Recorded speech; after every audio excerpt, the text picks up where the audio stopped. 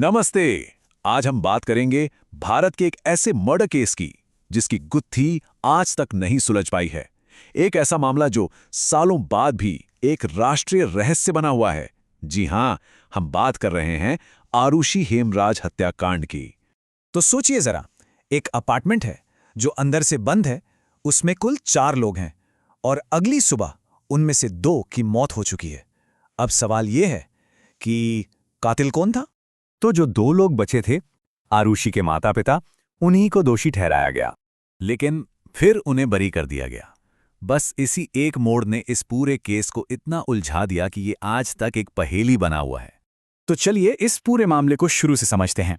सबसे पहले ये जानते हैं कि उस रात आखिर हुआ क्या था और कौन-कौन था उस घर में। तो जगह थी नोएडा का जलवायु विहार। फ्लैट में 4 लोग थे, डॉक्टर राजेश तलवार और डॉक्टर नूपुर तलवार, जो दोनों डेंटिस्ट थे, उनकी 14 साल की बेटी आरुषि और उनके घर में काम करने वाले हेमराज। और जो सबसे जरूरी बात है वो ये कि अपार्टमेंट में बाहर से किसी के जबरदस्ती घुसने का कोई भी निशान नहीं था। अब आते हैं अगली सुबह पर, जब इस हत्याकांड का पता चला और यहीं से शुरू हुई वो गलतियां, वो खामियां जिन्होंने शायद इस केस की सच्चाई को हमेशा के लिए दफन कर दिया। 16 मई की सुबह तलवार परिवार को अपनी बेटी आरुषि अपने ही कमरे में मृत मिली। घर का नौकर हेमराज गायब था, तो परिवार और पुलिस दोनों का शक सीधा उसी पर गया। सबको लगा कि कातिल वही है। लेकिन फिर इस कहानी में एक ऐसा ट्विस्ट आया जिसने सब कुछ पलट कर रख दिया। जो मुख्य संदिग्ध था वो खुद एक और शिकार निकला। अगले ही दिन 17 मई को हेमराज की लाश भी मिल गई। कहाँ? उसी अपार्टमेंट की छत पर, जो कि बंद थी। तो अब पुलिस के सामने 2 लाशें थीं और बाहर से किसी के आने का कोई सबूत नहीं। तो शक की सुई घूमकर कहाँ जाएगी? घर के अंदर मौजूद बाकी 2 लोगों पर, यानी माता पिता पर। देखिए, बाद में इलाहाबाद हाईकोर्ट में भी अपने फैसले में यही कहा कि शुरुआत में क्राइम सीन पर इतनी भीड़ थी, पुलिस, मीडिया, रिश्तेदार, पड़ोसी, कि पूरा का पूरा सीन ही खराब हो गया था। सबूतों के साथ इतनी छेड़छाड़ हुई कि शायद सच का पता लगाना नामुमकिन हो गया। और ये उलझन यही नहीं रुकी। इसके बाद 1 नहीं, 2 नहीं, बल्कि 3-3 अलग-अलग टीमों ने इस केस की जांच की। और मजे की बात यह है कि तीनों के नतीजे बिल्कुल अलग थे।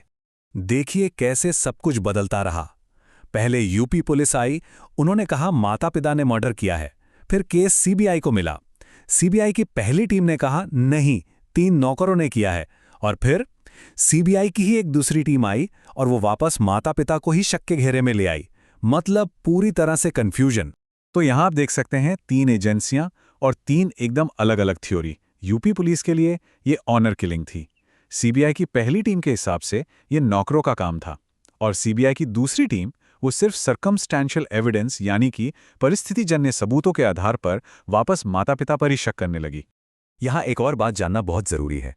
जो पहली सीबीआई टीम थी ना, उसकी पूरी थियरी नार्को एनालिसिस टेस्ट पे टिकी हुई थी। अब ये जो टेस्ट होते हैं, जिन्हें ट्रूथ सीरम भी कहते हैं, उन्हें हमारी अदालतें सबूत मानती ही नहीं है। तो बस ये थियरी भी अपने आप में काफी कमजोर पड़ गई। अब आता है इस केस का सबसे हैरान करने वाला हिस्सा। एक ऐसा केस जिसे सीबीआई खुद सबूतों की कमी की वजह से बंद करना चाहती थी, वो आगे चलकर एक सजा में कैसे बदल गया। शायद इस केस का सबसे अजीब कानूनी मोड़ था। सीबीआई ने कोर्ट में कहा कि हमारे पास पक्के सबूत नहीं हैं, हम केस बंद कर रहे हैं। इसे क्लोजर रिपोर्ट कहते हैं। लेकिन कोर्ट ने उसी क्लोजर रिपोर्ट को चार्जशीट बना दिया और कहा कि नहीं, माता पिता पर केस चलेगा।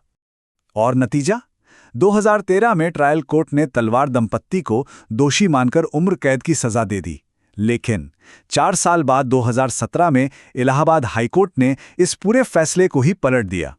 हाईकोर्ट ने साफ साफ कहा कि सीबीआई के पास इतने सबूत ही नहीं थे कि उन्हें दोषी ठहराया जा सके।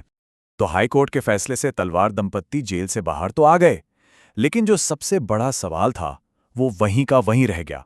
अगर उन्होंने कत्ल नहीं किया तो फिर कातिल कौन था? पत्रकार अविरूक सेन, जिन्होंने इस केस पर एक बहुत मशहूर किताब लिखी है, वो एक बहुत गंभीर बात कहते हैं।